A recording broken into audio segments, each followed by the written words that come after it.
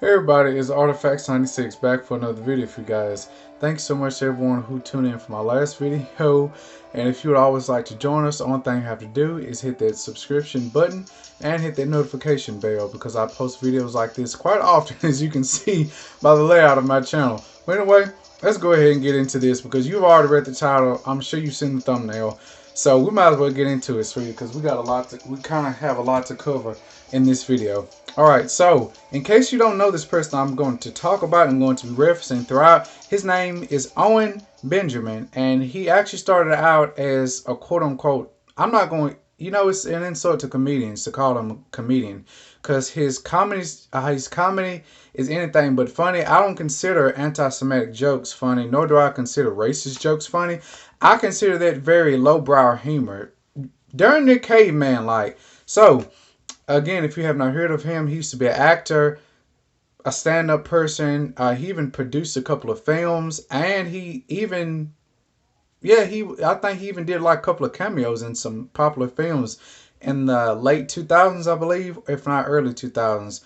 But he ended up starting to become under fire and started to getting decreasing jobs once he started to be more openly with his anti-Semitic and racist comments. Even after being told to rein it back a little, he still did it. But that's where his career kind of took a nosedive. Now he does things on YouTube and does live streams where he can spout his racist anti-Semitic bullcrap on a regular. I believe it might have been Christmas or maybe in October, I don't know.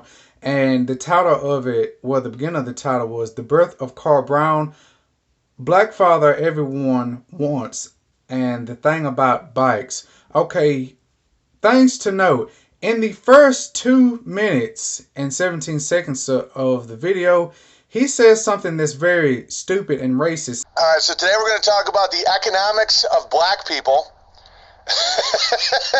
Because Black History Month, black people don't really exist. It's a spell. I have a hard time doing funny jokes about black people because even just the concept of black people is weird and odd. But saying that he's going to get into the economics of the blacks. Okay, first of all, what? Okay, dude, for one thing, you're going to talk about economics of black people. You look like you live in a shed out somewhere in some crusty old country woods. How can you talk about economics, sweetie, when you don't even have good economics yourself? You don't even understand economics yourself. So that's one thing about it. But yes, there was a lot of times in that video, it didn't even get mentioned, didn't even go to 10 minutes in before he was already spouting out anti-Semitic language. But he was also in this live stream, and just like a lot of his other videos, he would say racist and stupid things, and then he would backtrack. He would say, oh yeah, oh the blacks, and then not all black people. out of my mouth. Blacks cut wood with an ask. Good one, Burn Bear. Aspects of society, what people want, what people don't want, who steals, etc. And then they just say that's racism. But yet, when 0.1% of a nursing home gets the sniffles, the entire world shuts down because that allows the communists to funnel wealth up the pyramid. Okay, and by the way, of course, I don't mean everybody with black skin. It's a dicey territory, and it's not because I'm trying to be politically correct. I've literally been kicked off Airbnb. Like, there's nowhere else. Not everybody with, black skin does this right here. But to him, I would like to say, if you're going to say some stupid, racist, bigoted things, you better have the balls enough to just stand on what you're saying. Because if you really do believe in what you're saying, you wouldn't need to backtrack. In fact, if you think that you're just some type of a martyr just for telling quote-unquote jokes and people just don't understand you, or whatever victimhood mentality that you're going to conjure up to make yourself seem like a martyr, but you're not, whatever it is, you should stand on it. You're a grown man. Was it like you're 40? You look like you're in your 50s though. But anyway, why don't you just stand on it? Stand on what you say. If you really do believe in what you're doing, stand on what you say. Don't take it back. Don't say things like allegedly that cover up your tail end. Allegedly, could it be?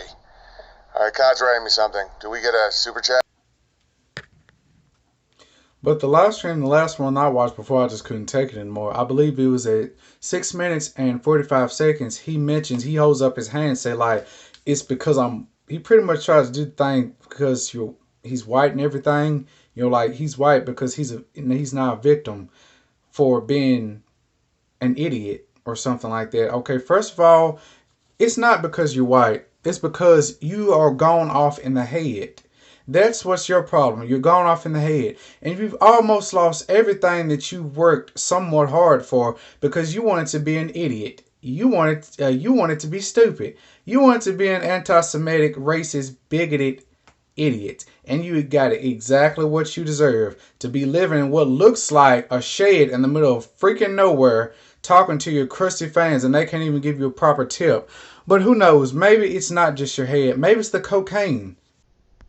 When the bloom is on, okay. And he had a white powder-like substance right here on his nose and kept on acting sporadically, even more than usual.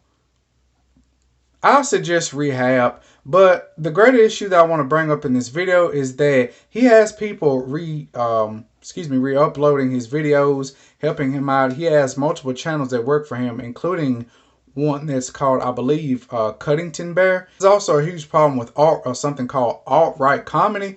It's practically Nazi, racist, anti-Semitic language being touted out as comedy, because I'm still thinking about the Capitol riots. A lot of these people that were known to believe in the same stuff that the rioters do, this is their form of so-called jokes. This is who they go to.